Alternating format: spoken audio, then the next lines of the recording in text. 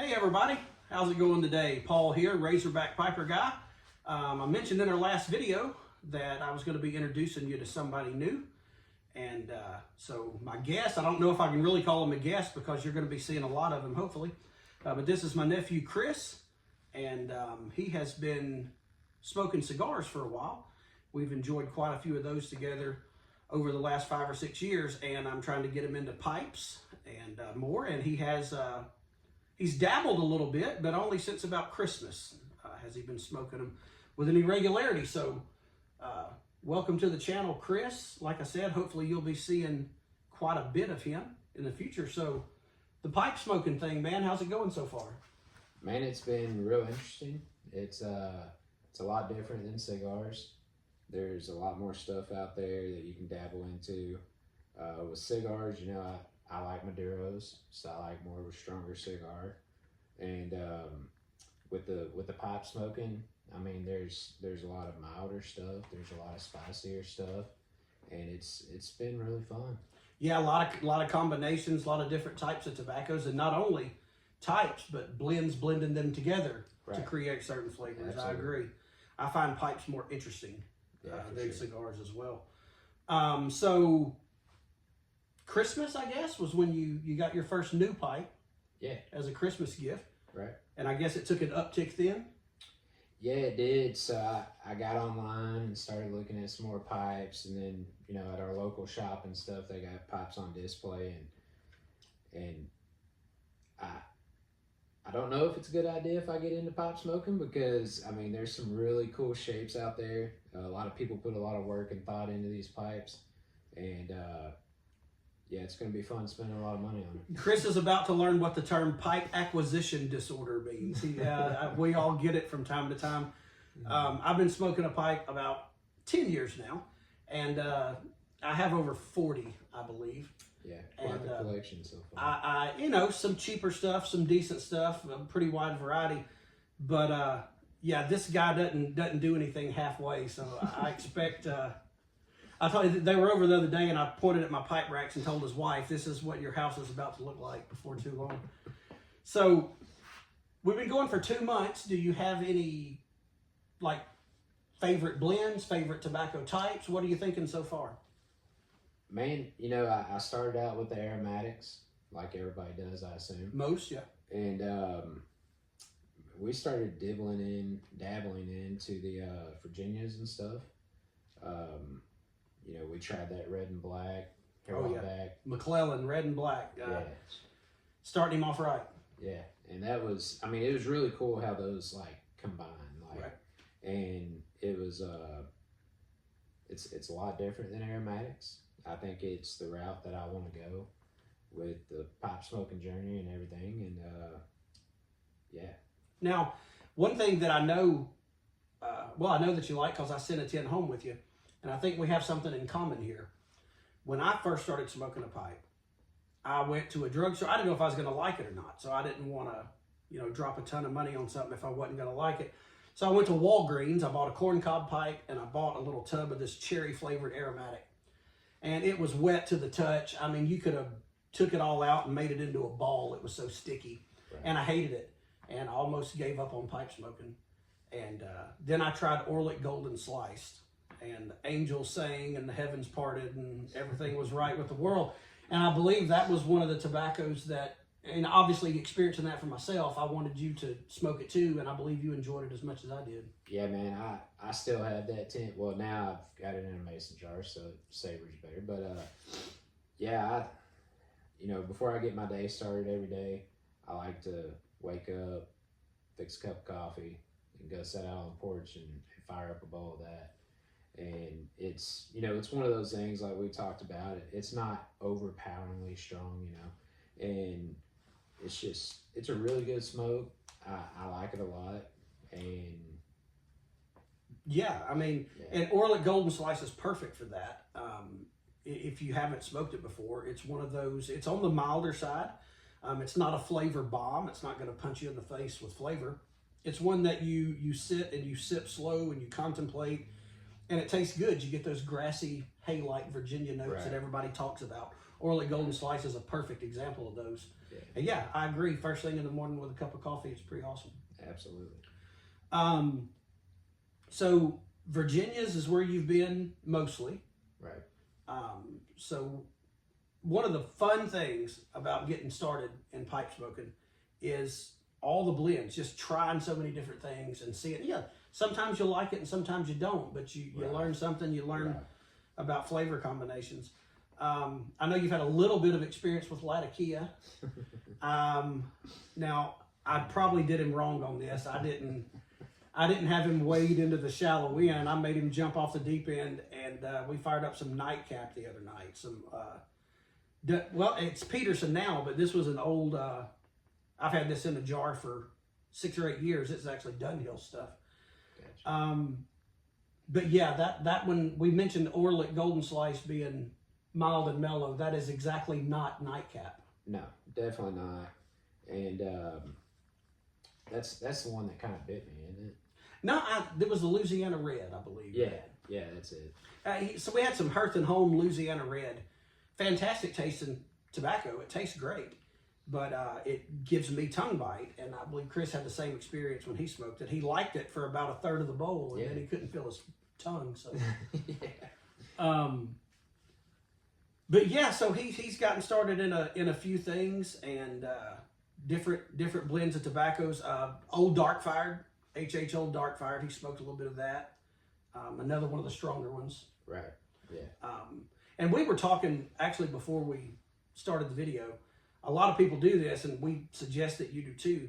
If you're somebody that smokes multiple bowls a day, starting with the lightest, with the most mild, and getting heavier as you go through the day is how I prefer to do it. If you would have smoked that nightcap and then fired up a bowl of Orlick Golden Slice right after it, you probably wouldn't have tasted a dang thing. Right. So start mild and work your way up. But yeah, 2 months in. He started at Christmas. It is March the 9th when we're filming this. And so just a little over 2 months, but you know, he comes over here and my tobacco cellar is not huge, but there's always some new stuff we can pull out and different kind of stuff to try. And so yeah, it's going real well. All right, so we've been talking for a while now and hadn't been smoking. We've been talking about smoking pipes and hadn't been smoking one. And we've actually got something pretty cool tonight for our first video together. Chris picked up a tin the other day. He's heard me talking about it, and he's actually tried one McClellan blend. And it really ain't right what I'm doing to him, introducing him to McClellan stuff this early in his pipe smoking journey, and you can't get it anymore. Or you can, depending on how much you want to pay. But he'll get to try a few of them. I've got a few stuck back that will open. But he picked up a tin of this right here the other day, which you probably can't see it that far away, but this is Frog Morton Cellar.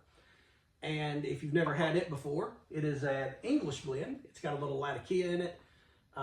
Not too much, it's not overpowering, but it's also the one, it's got the little whiskey stave, the little chunk of the whiskey barrel that is dropped down in the tin that gives it a pretty good flavor. I've actually heard people call Frog Morton Cellar an aromatic before. I don't think I necessarily agree with that, but it definitely has gets some of the flavor off that whiskey stave. So I've been bragging. I hope I haven't bragged about it too much and have his expectations too high. But there it is. Won't you go ahead and do the honors? It's you bought the tin. Crack that thing open and see what you think about the aroma. Not every day you get to open a tin of Frog Morton Cellar. Right. And by the way, this one is from 2017, which was the last year McClellan was last year of production for McClellan's. Here we go. All right, you're in for a treat. Just take it all the way off. Yeah, take it all the way off. Get your nose in that and tell me what you think. Oh, man. It has been 8 or 9 years since I have had Cellar. Oh, yeah. Let that breathe a little bit. That smells good. Oh, yeah. Yeah, that's like meeting an old friend for the first time after a while. Goodness. You can see in there those dark tobaccos. That's the Latakia, but Right. it's not that strong in it. So what we're going to do, I'm going to set it over here. Be careful not to drop a ribbon of that on the ground. Right. So what are you going to be smoking it in today, Chris? Show us what you're going to be. I picked this up at our local shop at the Pipe and Tobacco off of University in Little Rock, Arkansas. Mm-hmm. Fantastic place. And got my first Savinelli, and it's the 320 shape.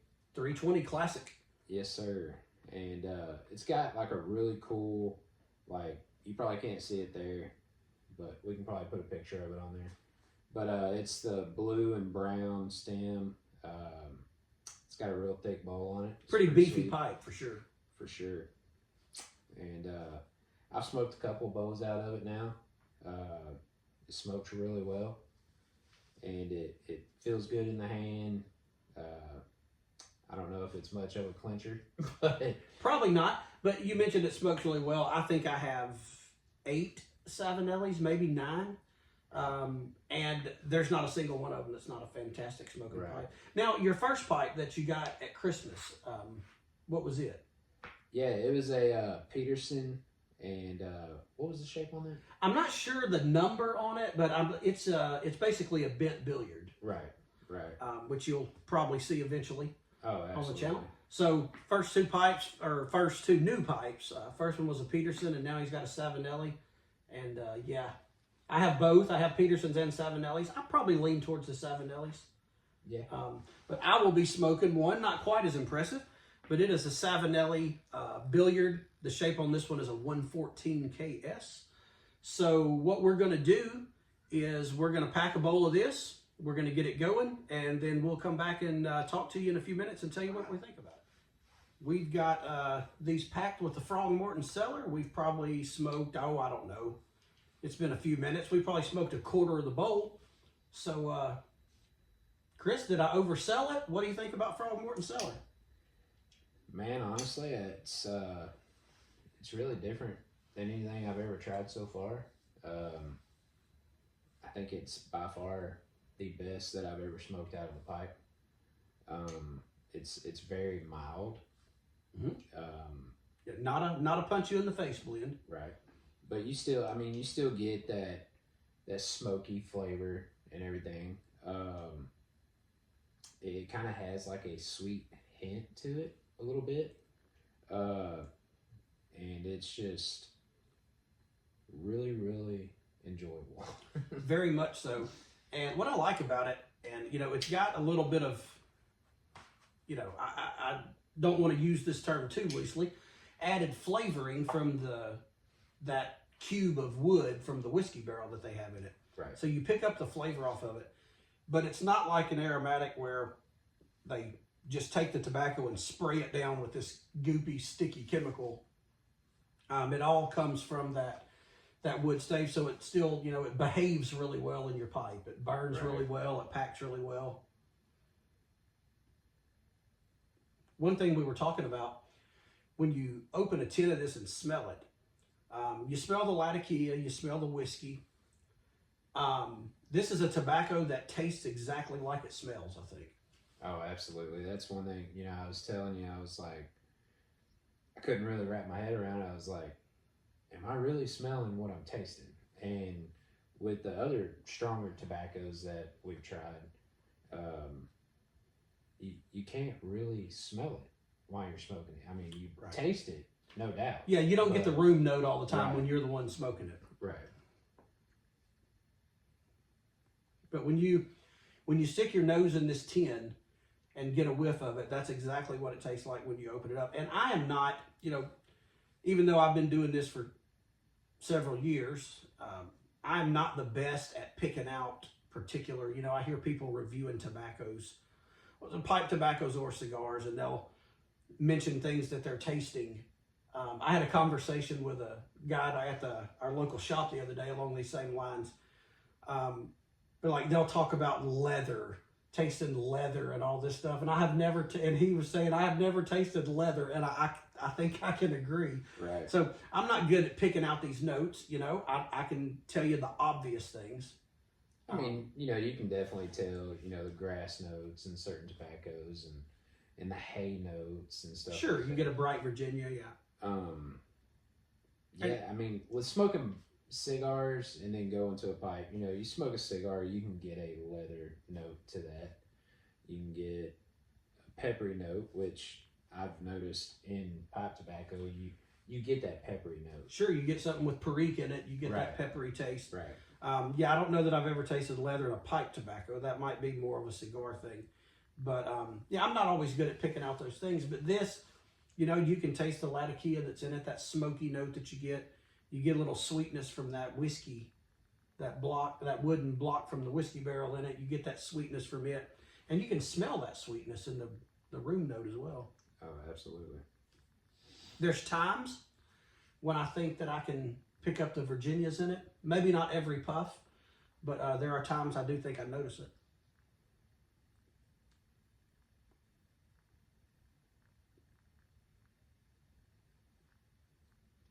Yeah, my memory was not failing me. I believe it tastes as good as I remembered. Yeah, I just wish they still made it. Boy, don't we all? Don't we all? I managed to. We did have a little bit of warning when McClellan went down. A few months before they had made the announcement that once the stock that was sold, it was gone.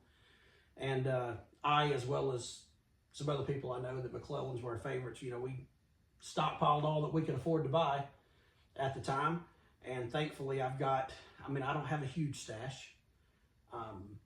What I had planned on doing was opening 110 a year. And I believe I have 12 or 13 tins in the cellar. So I open 110 a year, enjoy it. Chris actually picked up another McClellan as well. Talking about McClellans, we might open it on the channel I don't know if he wants to stick it back for a little while or if he wants to crack it open and enjoy it soon, but hey man, we don't live forever. So. That is true. No, we're not promised tomorrow. So he got I think it's the matured Virginia number 27 was the other 10 that he had. And I have a few different varieties too that will, you know, it's not going to do you any good to die with a cellar full of McClellan tobacco. So we're going to break it out and enjoy it. What was that one in the light blue can? The blue can is McClellan 40th anniversary. Okay. And it was only made, like this is the 100 gram tin of the cellar that you got. They only made that in the 100 gram. They don't make those. That one was never made in the shorter 50 gram tin. And you got a few of those, don't you? Yeah, I got 4, I think, of those. Nice. Got a couple of red and blacks left. That's a really good tobacco. It was my favorite. It was my number one. I smoked. There's no telling how many tins of that I went through, just in the couple years that I was smoking McClellans. Let's see. I've got some Dark Star. I've got some Boston 1776, which is a Virginia. I have a tin of Balkan Blue. That is it's an English blend. It's got Latakia, okay, but it's another one that's not real strong. It's got a lot of Oriental tobacco in it, and I don't know how much you've delved into Orientals, but it's got like a sweet sour note. Okay. And it balances real well with Latakia. So yeah, we're going to enjoy all those on the hopefully on the channel. But yeah, we got that one coming up though. Yeah, we've got a. I got a tin of old drugstore tobacco, half and half, and I was in an antique shop, and I believe it said $5 on it, and it's the big 14-ounce tub, and I picked it up, and to my surprise, it was still full of tobacco, and I did a little research I was on some of the forums and asking some of the people what they thought. And the best I can tell, it's from the 60s. So I have a tin of half and half that's over 60 years old. So, we might get a little sweet and sour note out of that one. Huh? Yeah, there ain't no telling what we're going to get out of that. We're going to open that tin soon. Maybe the next video, maybe the one after that, but we're going to open that tin soon. And hopefully, you know, we're going to have to kind of play it by ear as to whether we want to smoke it or not. Right. If it looks good. Now, the tin is bulging a little bit, so that tells us that it's still airtight. But as long as it's not moldy or anything, we're going to... And what I may do too, I might go by my local tobacco store down the street and see if they have a pouch of the new production half and half. Yeah. And we can do a little side-by-side comparison if I can find something. So that'll be interesting. Yeah, that'll be fun for sure. But anyways, guys, I wanted to introduce you to Chris. We're going to have some fun on here. We're going to try to do a video a week. Every now and then it might be 2 weeks, but we're going to be putting videos out pretty regularly. Just talking about whatever we want to talk about. Most of the time it'll probably be about pipe tobaccos or cigars, or if we get some cool stuff, we'll show you. Might talk about some reloading or something. Yeah, we do some reloading ammo, and we might talk about some Razorback football when the time comes back around. Lord, I don't know. That might be too stressful. We might have to do a couple videos down at the deer lease around the campfire this year. So that'd be pretty cool. We might do that. Might shoot a video or two in our local shop. The one that he mentioned he bought that pipe at, the Pipe and Tobacco Shop in Little Rock, Arkansas. Amazing place. I cannot tell you how many hours I've spent around the table at that shop just talking to everybody and having a good time and enjoying some fine pipe tobacco or cigars. Absolutely. Well, Chris, is there anything else you want to tell the folks before we go? Yeah, if you're watching the channel and you have some Frog Morton Cellar that you'd like to get rid of, just go ahead and let me know. We'll find something to do. It's not any good, but we'll find something to do with it if you want to throw any away. No, but I do appreciate you having me out on the channel, and I think it's going to be fun. I do too. We're going to have a lot of fun. We're going to, we'll talk about whatever topic pops up. Whatever we feel like talking about that day. Heck, maybe it's something somebody wants to listen to. Right. All right, guys. Well, we appreciate you watching. This is Chris. I'm Paul. Till we see you again, guys, go forth and do good.